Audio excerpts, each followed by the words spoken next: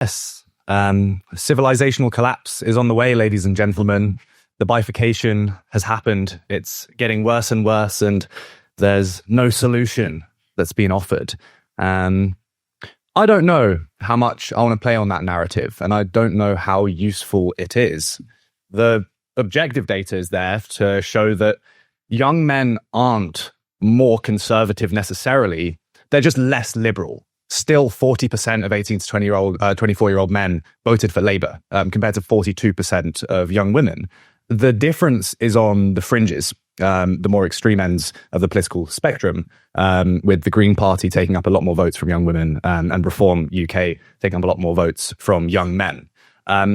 This is where the real difference is, and the reason it constantly gets perpetuated is because A, it makes for a snappy title to this panel, and it also makes for better content on YouTube, perpetuating these divides and specifically playing on this negativity bias that we all unfortunately possess.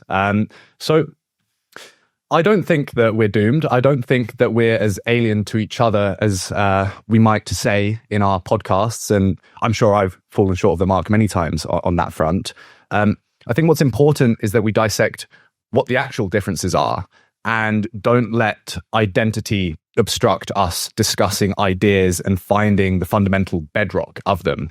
And this is why I'm very, very suspicious of young people who maybe here at this event even that have a very fervent belief in a political tribe when they're 18 years old or 16 years old.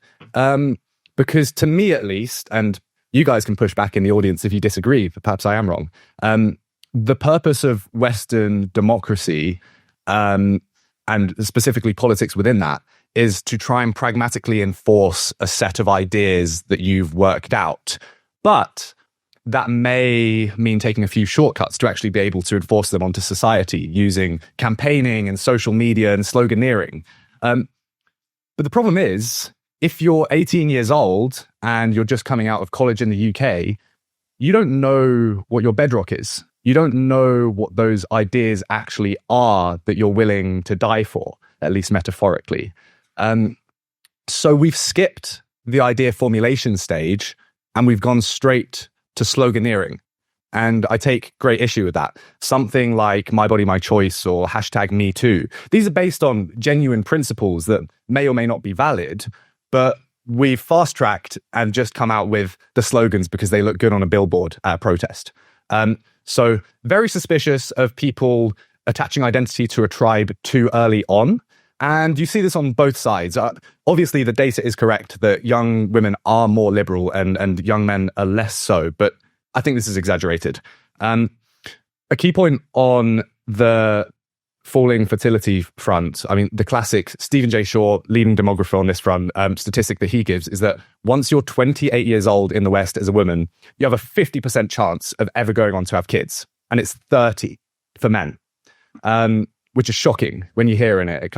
It scares you a little bit. Even myself as a 20-year-old, I feel a bit more of a press to have kids before it's too late, before my fertility window closes.